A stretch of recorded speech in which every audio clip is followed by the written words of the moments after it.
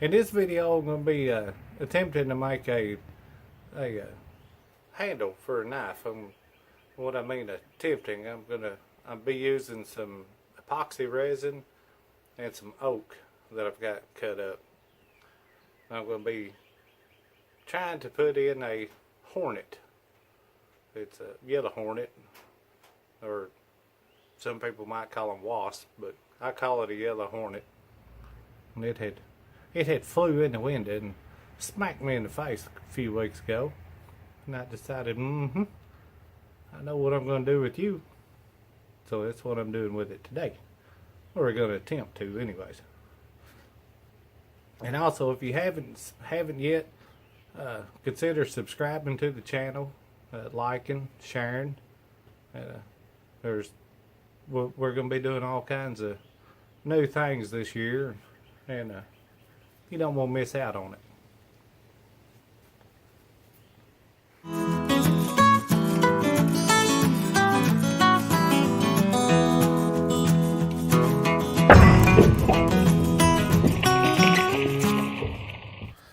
So I've already got this set up. It's a couple pieces of oak, and I cut them down and I broke them. Wanted that epoxy to go up in there real good and make it a little stronger. And that's the little hornet, or wasp, whatever you want to call it. That's what I'm going to be adding in there with it.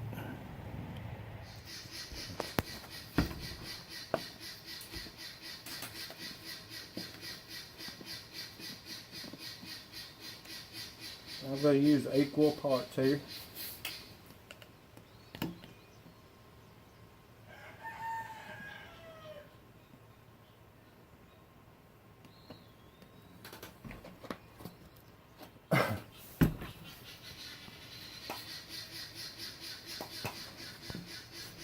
I'll mix it up.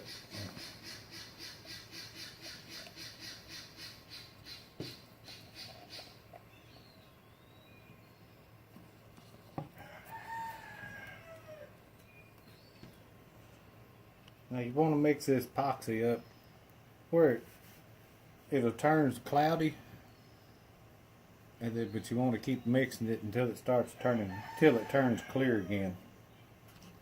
You see how cloudy it looks right now. But you don't want to whip it like you're trying to make whipped cream. You want to do it kind of slow. You don't want to put a bunch more air bubbles in it, because it'll get air bubbles in it just from pouring it in there.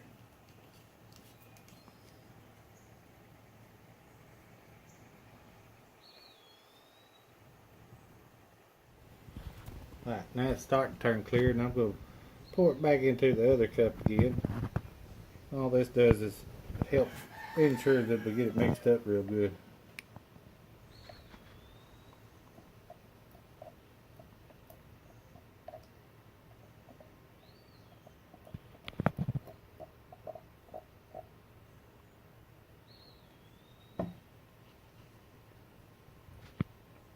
As you can see, it's starting to turn clear already, but it's got a bunch of air bubbles in it.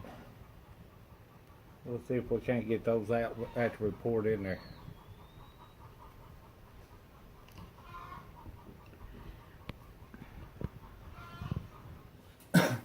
So now I've got that mixed up. It's turned clear again. I'm going to add a little bit of yellow. I'm going to add a little bit of color to it, and I'm going to keep it where it's translucent. Like I said before in one of my other videos, it don't take much. But I'm just mostly adding this just to give it, just so it's not so plain.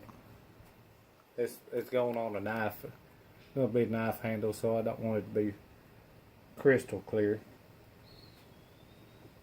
But also still want to be able to see the hornet inside of the handle too.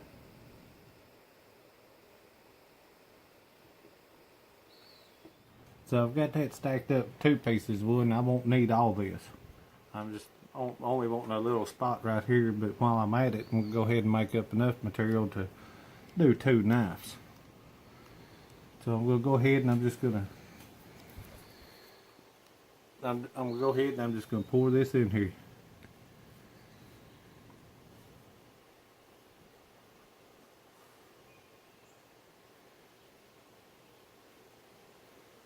Now I want to put my little hornet in there. I'm gonna start filling it the rest of the way up. Move him around where I want him. Looks like I'm gonna have to push him back down in there.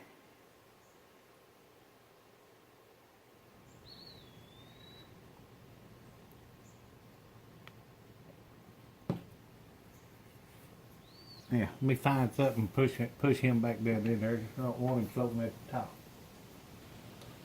I'd say that's the trouble I'm going to have, getting him stay down in it.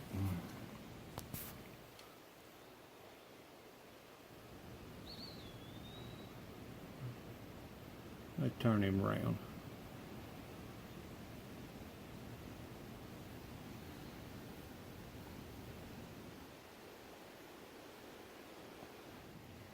Okay, so I finally got him to stay down in there, and I had to take my little stick and hold the pieces of wood in there, because that epoxy will make everything float up.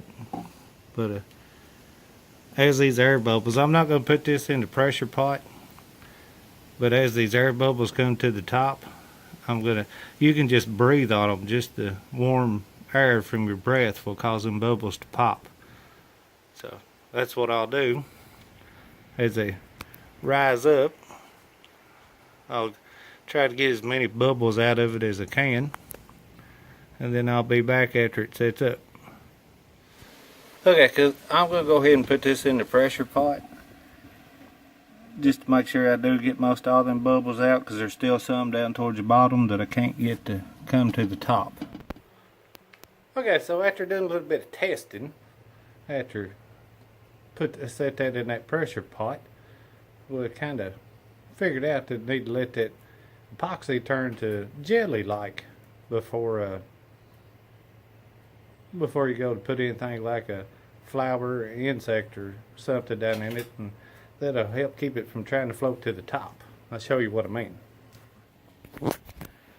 So she's been over here playing around with this epoxy and doing a few different things, doing some flowers and a little clover or a bee, and see, it's just now starting to get jelly enough to put him down in there. Try to keep him from floating. Also, there's looks like a seashell in there. She got some more flowers over here. Not really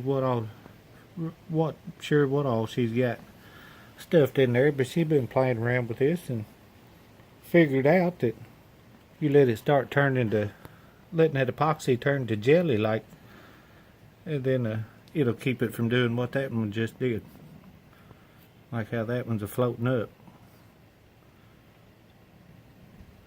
Whenever it turns jelly like, it'll stay down in there.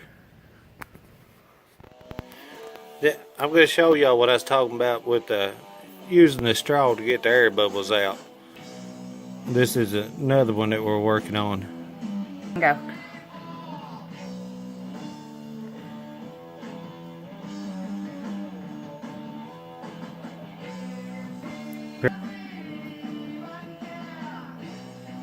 Now you can see how just the heat from my breath made the air bubbles on top of that disappear.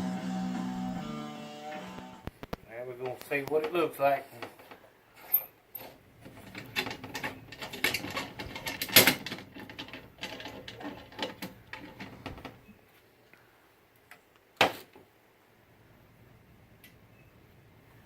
See what we come up with. Oh, it's still in there. We did get an air bubble in it though.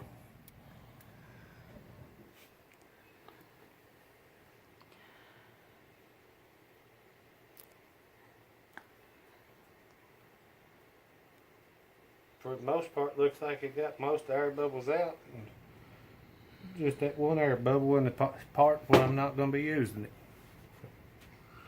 I'll let that sit there in this mold for probably another few hours anyways, just to make sure, because it might not be fully set up in the center. Next thing I'll be doing is I got an old chainsaw bar here. Now I'm going to try to make a knife out of this chainsaw bar. I've already made a cut on it to see if it was solid in the center. And I cut another piece of it off here to test and see if it'd harden up, and it did harden up. So that's going to be the next thing I'm going to do, is I'm going to make a knife out of this chainsaw bar and use that for the handle material. If you haven't done it yet, subscribe to the channel, like, share. Don't want to miss some of the things we're fixing to do. And see you next time.